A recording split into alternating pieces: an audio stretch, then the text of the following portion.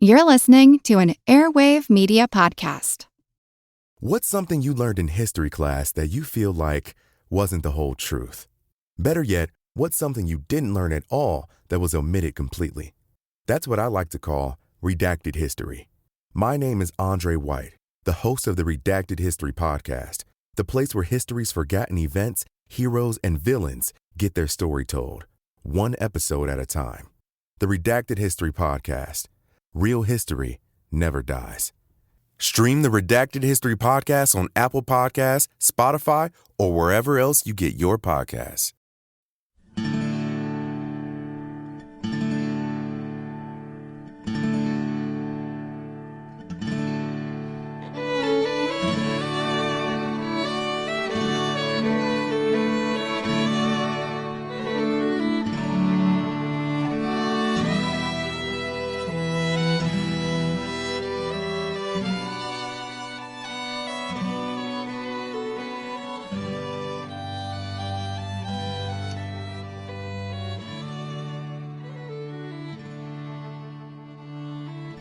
Hey everyone, welcome to episode number 307 of our Civil War podcast. My name is Rich.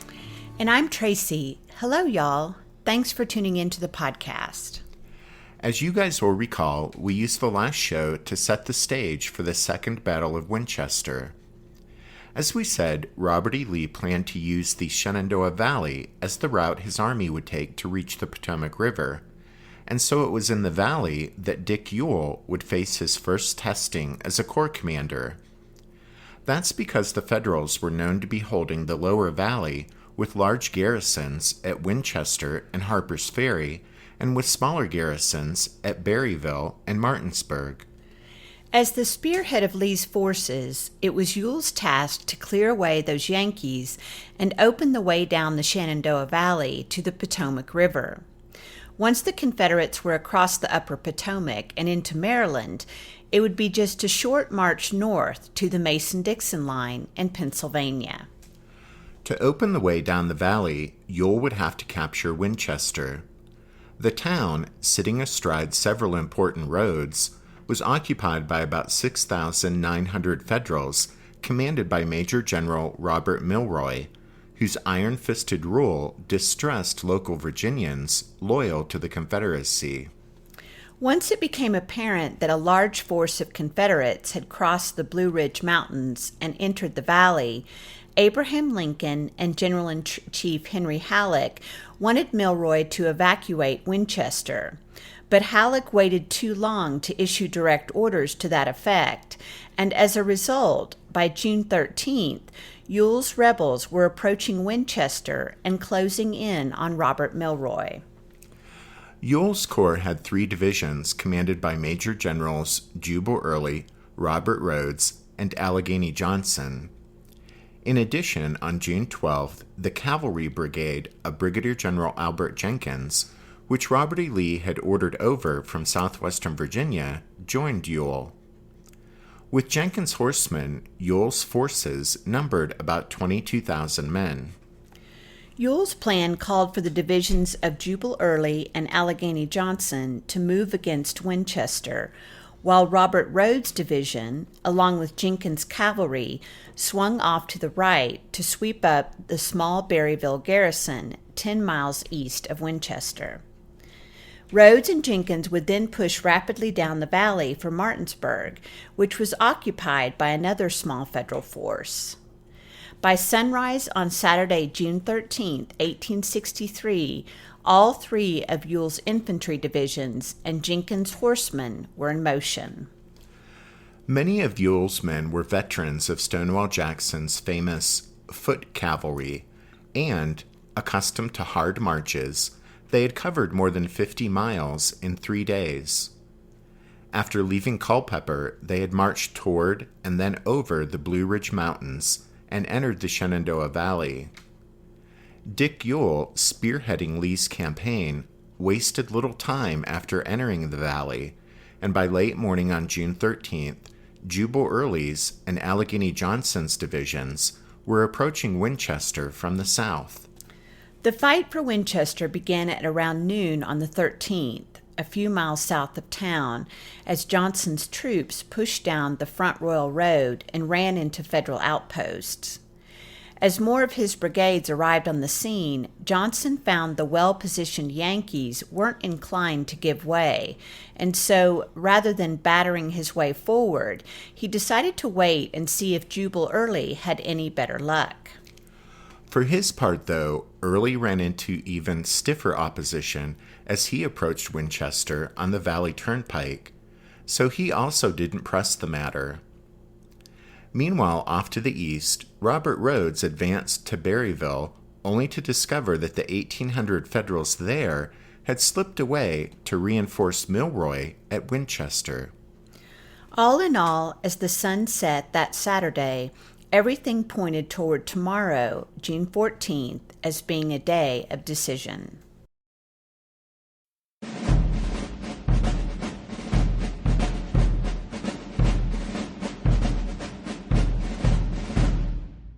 Did archaeologists discover Noah's Ark? Is the rapture coming as soon as the Euphrates River dries up? Does the Bible condemn abortion? Don't you wish you had a trustworthy academic resource to help make sense of all of this?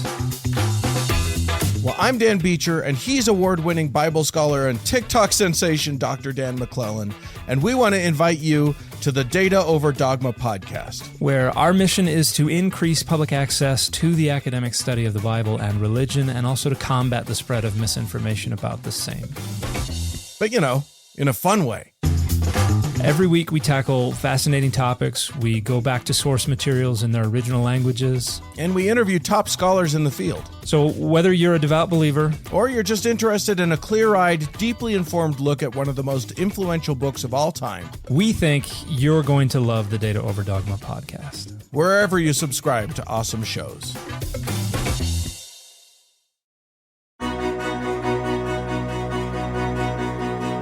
History never says goodbye. It just says, see you later. Edward Galeano was right when he said that. Events keep happening over and over again in some form. And that's the reason I produced the podcast, My History Can Beat Up Your Politics. What is it? We take stories of history and apply them to the events of today to help you, perhaps, understand them better. We are also part of Airwave Media Network. I've been doing the program since 2006. That's a long time, and the show has a long name. My History Can Beat Up Your Politics. Find me wherever you get podcasts.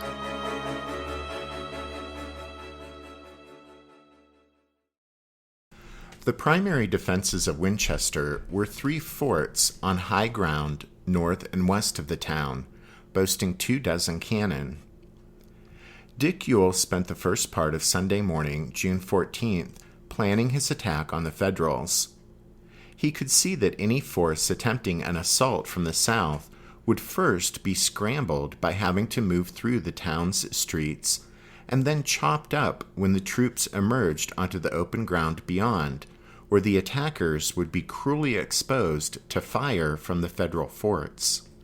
After scouting the enemy defenses, Ewell concluded that taking the forts might be more difficult than he had expected. As one of the Confederate soldiers put it, quote, "We all began to feel as if we had caught the elephant, but could not tell what to do with it." It was Jubal Early who discovered the key to cracking the Federal defenses. Early recognized that if he seized some undefended high ground along a ridgeline north and west of his present lines, and got some artillery to the spot, it would put him in a position to overlook and dominate West Fort, one of the enemy bastions. Discussing the matter with Ewell, Early pointed out that the lay of the land offered him the opportunity to make a wide flanking movement, concealed from enemy observation, in order to come up to the ridge unseen. Ewell agreed and ordered Early to make it happen. At about 11 a.m., Early set off with some 3,600 men and 20 guns on his 8-mile flank march. Meanwhile, Ewell directed Allegheny Johnson to make a ruckus there outside of town and divert attention away from Early's movement. Early's flank march worked to perfection. He was able to make the movement without being detected by the Federals, and then he positioned men and guns under the cover of the pine trees that crowned the ridge that overlooked the enemy fort across the way. While all of this was going on, the Yankees remained completely unaware of the impending threat. Ewell's attack began with a bang at 5 p.m. as 20 rebel cannon were rolled out from under the pine trees and opened a furious bombardment against West Fort. The fort's startled defenders tried to return fire, but their cannon were overwhelmed by the storm of Confederate shells.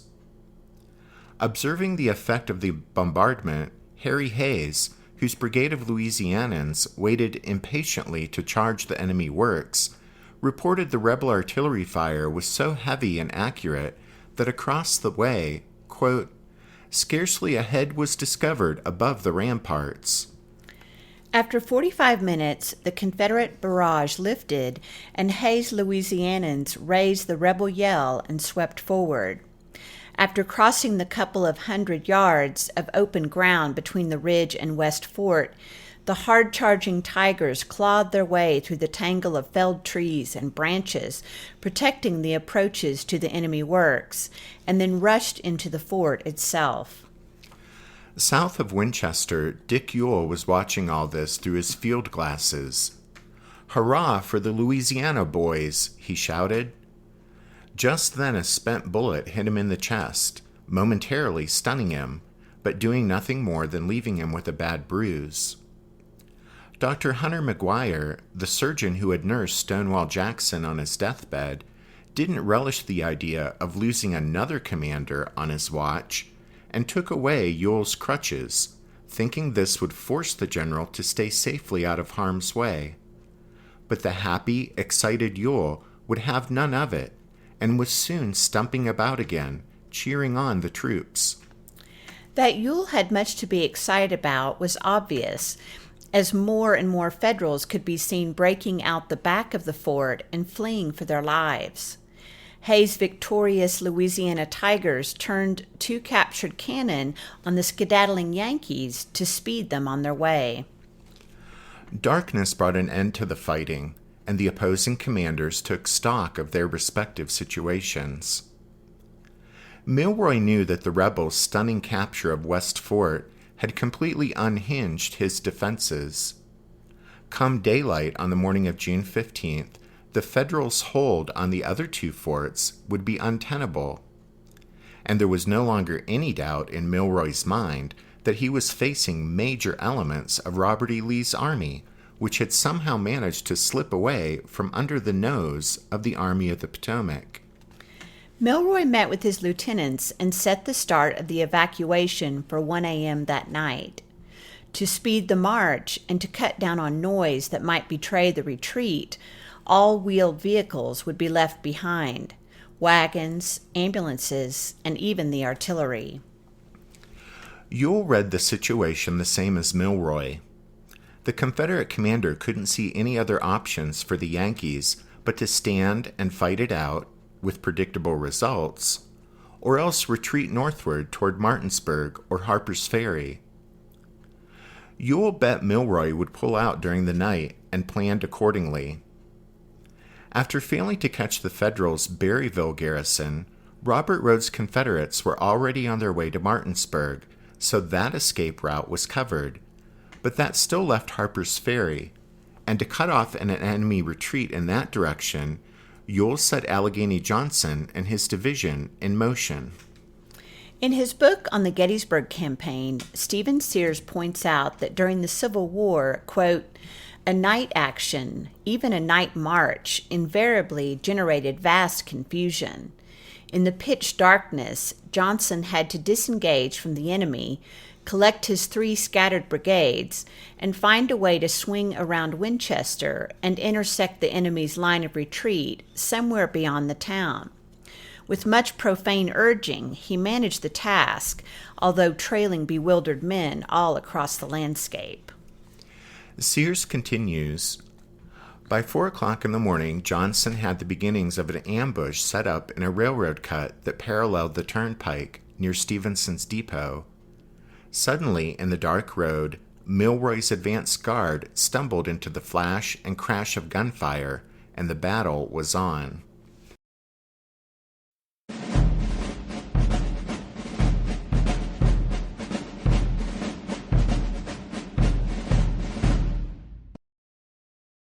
Robert Milroy, as we related in the last episode, had a great deal more to answer for than most Union soldiers if he was captured. And so after stumbling into a Confederate ambush in the darkness at Stephenson's depot, Milroy decided to do or die. He was determined, in his words, quote, to cut our way out. The combat at Stephenson's depot in the early morning hours of June 15th was as vicious as it was confusing. Milroy hurled his troops against the ambushing Confederates, and it was a close-in, wild fight in the smoky darkness. Allegheny Johnson found himself outnumbered and in trouble until his trailing brigade finally reached the scene and tipped the scales in favor of the rebels. It was first light when Milroy broke off the attempt to break through and gave the order for each man to get away as best he could, not waiting around to be taken captive by what he termed, quote, unquote, the rebel fiends. Milroy was among the first to leave the battlefield and head off cross-country. He eventually reached safety at Harper's Ferry. However, thousands of his men weren't so lucky. With Milroy's departure, the already badly shaken Federal force collapsed and broke up in desperately fleeing fragments. Men went off in every direction, and dozens, and then hundreds began to throw down their arms. Stonewall Jackson had won the First Battle of Winchester in May 1862, and now here in June of 1863, Second Winchester was a brilliant start to Dick Ewell's tenure as Corps Commander, appearing to prove that he was, indeed, the rightful heir of the mighty Stonewall. On the Federal side, Milroy lost 443 men killed and wounded, and no fewer than 4,000 captured. 2,500 Federals fell prisoner to Allegheny Johnson at Stephenson's depot, while another 1,500 were captured by Jubal Early when his troops entered Winchester on the morning of June 15th. All of this had been achieved at the cost of just 269 Confederate casualties. Second Winchester was one of the most swift, total, and bloodless Confederate victories of the entire war. Going almost unnoticed amidst all the celebration was the activity of Ewell's 3rd Division, the one commanded by Robert Rodes. On June 14th, Rodes' men had marched virtually unchallenged through Martinsburg. The next day, they continued north for 15 miles to the Potomac River. There, Rodes spent the following 2 days crossing his 3 brigades into Maryland. A North Carolinian noted that the Potomac was, quote unquote, knee-deep where they forded it, and that the citizens of Maryland they encountered on the other side were, quote, mixed in their sympathies, some Confederates and some Yankees. Taking the point on Rodes' advance was Albert Jenkins' cavalry brigade. On the evening of June 14th, Rodes instructed Jenkins to press ahead the next day as far as Chambersburg, Pennsylvania. Jenkins' horsemen set off at 2 a.m., and so on June 15th, a month to the day after Robert E. Lee first pitched his invasion plan to Jefferson Davis in Richmond, Rodes' foot soldiers were splashing across the Potomac into Maryland, and that evening, Jenkins' cavalry, having crossed the Mason-Dixon line into the Keystone State, entered the streets of Chambersburg. Jacob Hoke owned a shop in town, and watching the darkly threatening rebel horsemen from the second floor of his store, he would have been hard-pressed to find anyone to argue with him when he declared that June 15, 1863, brought Chambersburg, quote, the greatest excitement which had occurred up to that time during all the history of the war. Well, it was undoubtedly the greatest excitement most of the citizens of the Pennsylvania town had ever experienced, but they hadn't seen nothing yet. With Ewell having cleared the Valley of Federals and opened the way to the Potomac, with Rhodes' troops splashing across the river, and with Jenkins' cavalry having galloped into Chambersburg, Robert E. Lee's campaign, so far, was unfolding pretty much perfectly, and that meant war was coming to the Keystone State.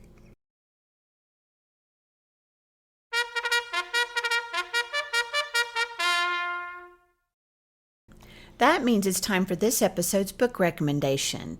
And our recommendation this time is The Second Battle of Winchester, the Confederate Victory That Opened the Door to Gettysburg, by Eric J. Wittenberg and Scott L. Mingus Sr.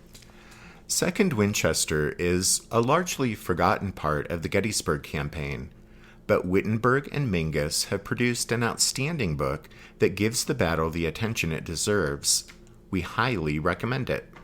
You can find all of our book recommendations if you head over to the podcast website, which is www.civilwarpodcast.org. As we wrap things up for this show, we want to thank the newest members of the Strawfoot Brigade: Brendan, Tom, Donald, and Elizabeth, and Colin, Mark, and David, and Lee, and Don, and Kathy.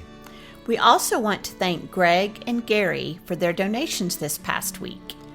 And thanks to all of you for listening to this episode of The Civil War, 1861 to 1865, a history podcast. Tracy and I do hope that you'll join us again next time, but until then, take care. Thanks, everyone. Bye.